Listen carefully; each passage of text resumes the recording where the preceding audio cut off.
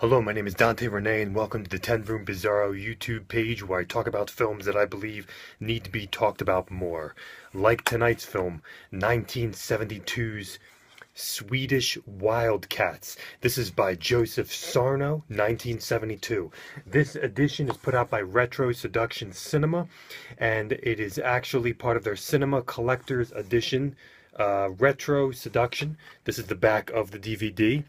And one of the special features is that they did a remake, a modern remake of this film called New York Wildcats. But this is 1972's Swedish Wildcats by Joseph Sarno. And this is, it says exciting, wild, out of control. And 1972, and this was one of his Swedish films, one of his many Swedish films. And actually, Christina Lindberg has a very kind of a small role in this film. You see her a few times in the film. So let's get into Swedish Wildcats. I'm going to tell you right off the bat that this is a very special, unique film that I cannot even imagine being made today at all. And the reason for that is, the main reason for that is that this film would not be able to be marketed at all. Who would the audience be? Who would the viewers be? Who would the ticket buyers be for Swedish Wildcats? You hear the title and you have this perception. What you are unaware of is that this film is rich in complexity and in many other things, apart from what you might assume from the title Swedish Wildcats. Now, Joe Sarno is someone who people know as having complexity and drama and psychological drama and complexity in his erotic sexploitation films, sex films. And this film is a very complex, unique tale of a whorehouse and a family story involving an aunt and her two nieces, and a romance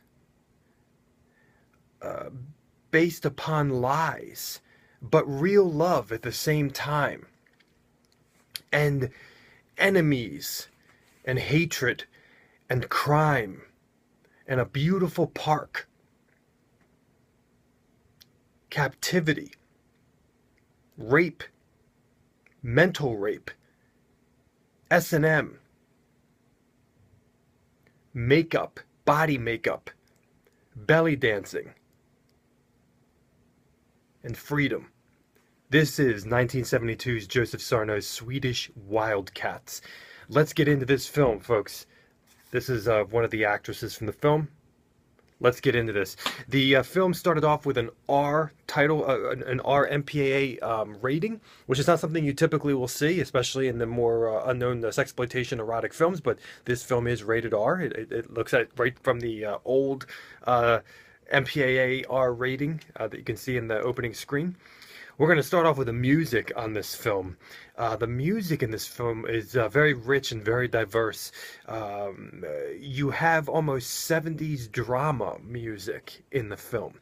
And really, it sounds like you could hear it in a 70s, drama film love story, almost.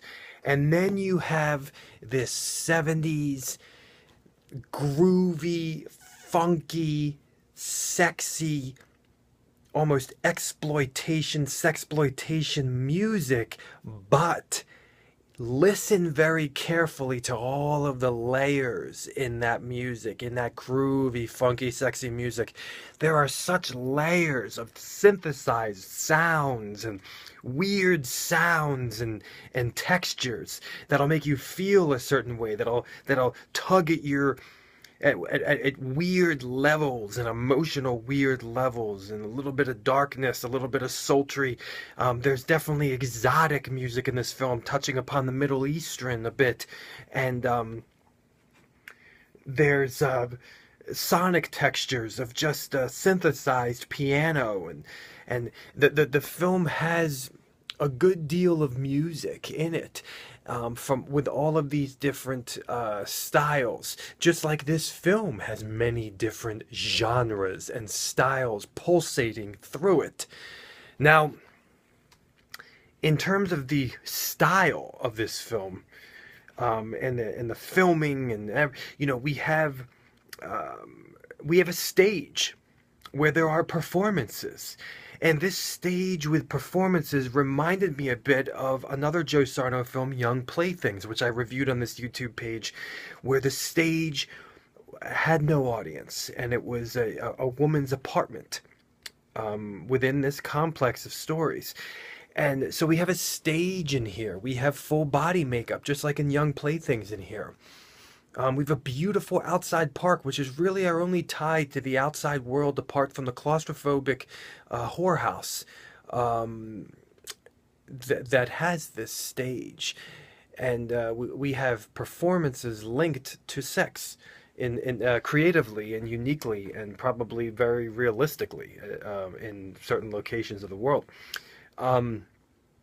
We have very interesting editing.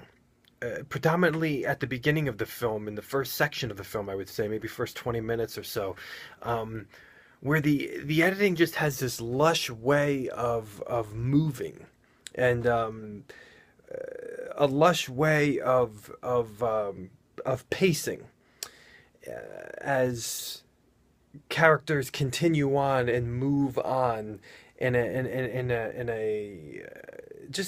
this timed out, edited type of way. It's hard to describe. There's this very interesting sequence of the mind in the film, and ballet, and maybe of fantasy and wish and dream and desire. There's a very interesting stylistic choice there. This is a film of contrasts. As I say that it mixes genres, I mean, you can't quite possibly understand what I mean by that. I'm talking stark opposing genres that would never go together, because you wouldn't. Who would the target audience be? I mean, we have sexploitation, erotica, drama, a real love story, and a darkness, a dark drama, dark psychological drama in here. We're mixing all these things together, this sleazy sexuality and theater and S&M of the whorehouse, with a beautiful love story, and also dark drama and crime. So this is a film that has all of these genres bashing up against each other. And sexually speaking, this is a film that is really, focused on topless nudity in the film, but we also have butts of women and men, and some quick cascading of the vagina and a tiny snippet of a penis, but it's really focused on topless nudity. And it's in the sexuality of the theatrical dances of the film, and also of the paid sex at the whorehouse, which is very diverse and complex and fetishized and dark at times, very dark, very disturbing at times, and reflected through a two-way mirror as well. We have lesbian situations and S&M situations, and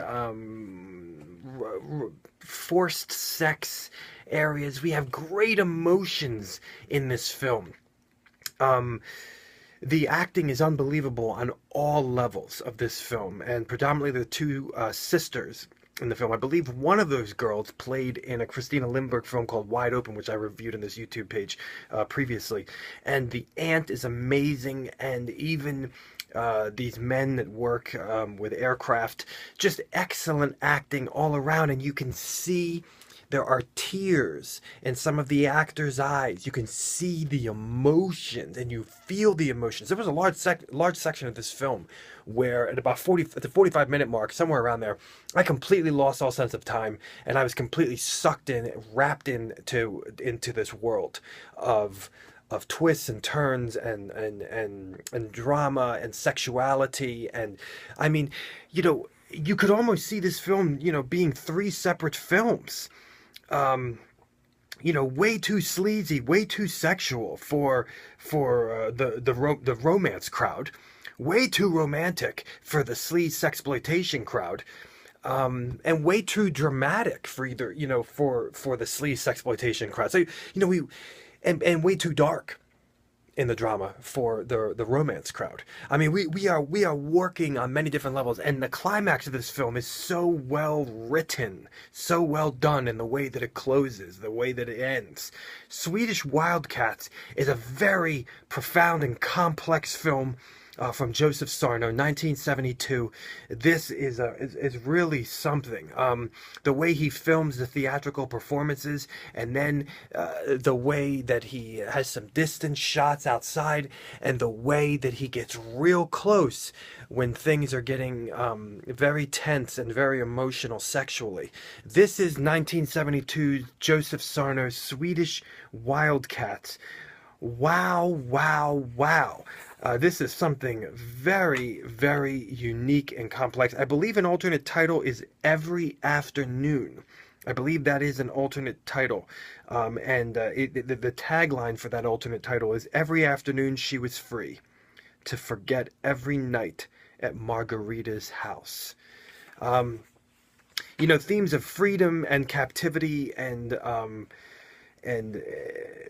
I would say, rape of the mind, and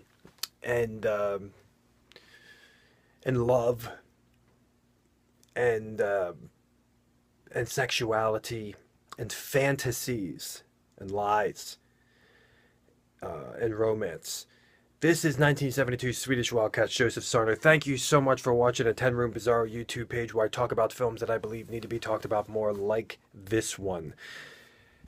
Please feel free to check out all my other reviews in this YouTube page, as well as my own personal films at youtube.com/poopydiarrhea. Thank you so much for taking this adventure with me into films that I believe need to be talked about more, like Swedish Wildcats. Thank you so much, and good night.